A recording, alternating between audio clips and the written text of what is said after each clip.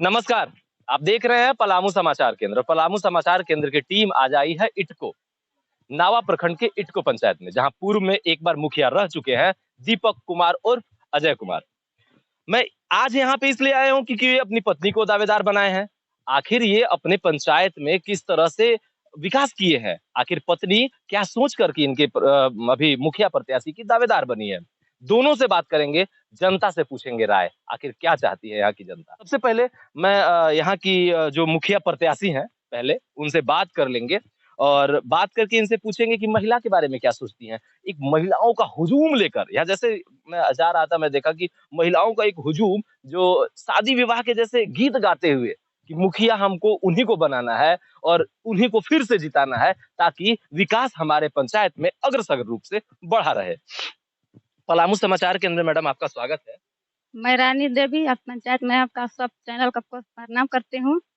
आप बताइए कि महिला है मतलब एक समाज को लेकर के चल रही हैं और आपके साथ महिलाओं का, क्योंकि अभी तक जितना भी कम से कम 50-60 पंचायत विजिट कर चुका हूं मैं देखा महिलाओं का हुजूम जो है ना आपके साथ बहुत ज्यादा है। हम महिला के साथ लेकर रहना चाहते हूँ कि पंचायत में एकजुट रहे, एक समूह में जो कार्य कमी होगा वो मैं पूरा करूंगा, महिला के साथ दूंगा। सबसे बड़ी चीज है कि महिलाओं के विकास के लिए, क्योंकि रोजगार नहीं मिल पाता है उनको, उनका सम्मान नहीं मिल पाता है। लोग बोलते हैं कि हम करेंगे, तो आप क्या सोची हैं रोजगार के बारे में और उनके सम्मान के लिए? हम रोजगार के बारे में यही सोचे हैं कि जो भी कमी महिला के होती है वो रोजगार में लगे और जो अपना विकास करना चाहते हैं मैं उसके लिए आभारी रहूंगी। चलिए, ये तो बोल रहे हैं कि हम चाहे जो भी करना हो, तो आपके पति तो बहुत सारा काम कर चुके होंगे और बहुत सारा काम छूटा हुआ होगा, तो क्या अपने पति का छूटा हुआ काम करेंगी आप जो? जी, हम पति के छूटा हुआ जो भी अधूरा काम रहेगा वो हम करेंगे, करने मतलब के लिए तैयार हैं। हाँ? करने के लिए तैयार हैं जो भी अधूरा काम होगा। तब मन में आप एकदम सजा ली है कि हम चाहे कुछ भी हो इनका अधूरा सपना पूरा करेंगे। जी, सब पूरा कर देंगे। चलिए, बोलिए। समय मिलेगा तो सब पूरा कर देंगे। हम ग्रामवासियों से यही निवेदन करना चाहती हूँ कि दुर्बेन छाप पर अपना मोहर लगाकर भारी से भारी मतों में विजयी बनावे कि हम आप लोग के साथ दे सकें। सबसे पहले पलामू समाचार केंद्र में आपका स्वागत है भैया। आज मैं पलामू समाचार केंद्र की पूरी टीम को मैं इस कार्यक्रम में उपस्थित होने के लिए हार्दिक अभिनंदन और बधाई देता हूं कि आज हमारे चुनावी सभा में आप उपस्थित होकर के हमारे कार्यक्रम को शोभा को बढ़ाने का काम किया। आप बताइए ना, आपके पंचायत में विकास जो कहा जाता है ना, कि कहा जाता हम काम किए 5 साल, 2 साल और बढ़ गए, प्रधान के रूप में रहे, तो विकास कैसे किए, का किए? लोग बोलते हैं ना कि मुखिया तो लूट ले लो। जी, कहने को कुछ होता है और करने को कुछ। जो विकास की गति हम पूरे 5 साल 6 साल जो कोरोना काल के अवधि में समय हम लोग को कार्य अवधि विस्तार मिला, इस कार्य अवधि विस्तार के दौरान भी हम लोग जिस रफ्तार से काम किए, कोरोना काल में लोग जो घर घर में दुबके थे, हम उनकी सेवा करने का काम किए। हम अपने केंद्र पर बुला के उनको सही ढंग से क्वारंटाइन कराने का काम किया और हम अपने विकास के बारे में कह रहे हैं कि हम मनरेगा के कार्य क्षेत्र में अपने पंचायत नहीं, मैं दावा करता हूं कि अपने नेट और साइट खोल के देखिए पूरे झारखंड में मैं अव्वल रहा हूं। अभी चुनाव होने से पहले मैं अपने पंचायत में 40 किसानों को कुआं दे दिया मनरेगा के। एक कुआं 4.5 लाख का होता है। पैसा का तो बात मत कीजिए, पैसा तो अलग चीज है। अगर किसान को पानी मिल रहा है ना, तो वो एक जरा समझिए कि कंठ जो सूखा हुआ होता है वो भीग जाता है। तो सबसे बड़ी चीज तो ये होती है कि अगर हमारा कंठ सूखा हुआ है, कोई पानी पिला दे तो उससे बड़ा कोई भगवान नहीं हम होता। अपने पंचायत के कार्यकाल में 52 चापाकल अपने पंचायत क्षेत्र में निर्माण कार्य कराने का काम किया और पीसीसी रोड, नली गली जो कार्य बरसों से वंचित था उसको हम पूरा करने का काम किए हैं। आज हमारे क्षेत्र में पूर्व में राशन के कालाबाजारी धड़ल्ले से होता था। राशन कालाबाजारी को पूर्णतः हमने बंद किया और समय पर डीलर इतने भयभीत हैं राशन जो विक्रेता हैं कि समय पर अगर राशन अगर नई लाभुक को मिले तो जान रहे हैं कि हमारी लाइसेंस भी रद्द हो जाएगा और यहाँ पूर्व में 3 लाइसेंस रद्द हो चुका है हमारे नेतृत्व। मतलब जो काम गलत करेंगे। जी जी, ऐसा तो नहीं ना कि दीपक के दिया के नीचे अंधेरा। देखिए दीपक अपने अंधेरे में, दीपक का काम है कि अपने अंधेरे में रहकर दूसरों को उजाला प्रदान करना। ये सबसे बड़ी बात है। दीपक का शाब्दिक अर्थ यही है। ये सबसे बड़ी बात। आप तो हमको भी परिभाषित कर दिए दीपक जी कि दीपक का काम खुद अंधेरे में रहकर दूसरों को प्रकाशित करना। हाँ। अच्छा ये बताइए आपके यहाँ सबसे बड़ा पहला सवाल स्टार्ट करेंगे अब आपसे, जनसंख्या कितनी है? हमारे यहाँ पूरे पंचायत में मतदाताओं की संख्या 71,100 आबादी है। वोटर कितने मतलब पिछले बार वोटर माने दिए? यहाँ 2 गांव हैं, एक गांव में 2448 मतदाता हैं और 2200 नावा बाजार में और ये आपके पंचायत में वार्ड कितने हैं? 15 वार्ड हैं। कितना वृद्धा पेंशन अब तक 5 से 7 सालों में करवा चुके हैं? हम पूरे 5 साल के दौरान 7 साल 7 साल 7 साल नहीं कहिए, ये पूरा समय नहीं बीता है सर, है ना? 6 साल कहिए, 6.25 कहिए तो चलेगा, है ना? लेकिन 7 साल पूरा कह दीजिएगा तो आप तो कुछ कह सकते हैं, है ना? है? लेकिन पेंशन के मामले में पूरे पलामू जिला में हमारा पंचायत अव्वल रहा है। अच्छा लोग बोलते हैं ना कि हम आवास देखिए अभी निर्माणाधीन है, आधा निर्माण जहाँ देख रहे हैं निर्माणाधीन है योजना।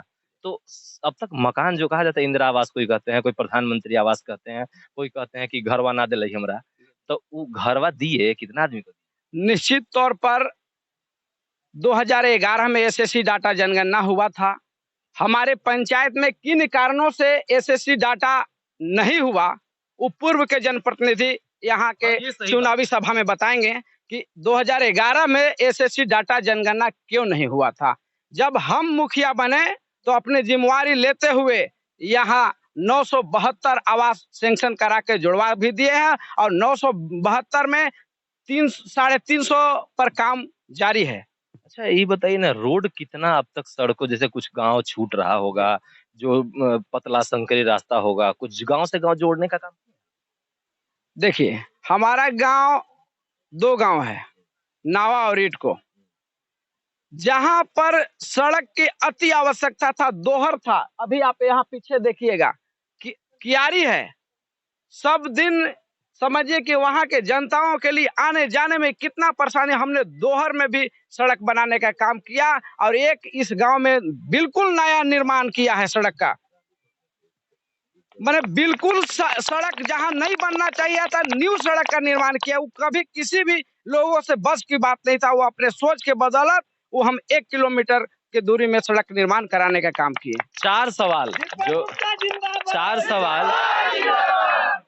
4 सवाल अमूमन हम हर प्रतिनिधि और हर मुखिया जो उम्मीदवार होते हैं उन लोगों से पूछते हैं।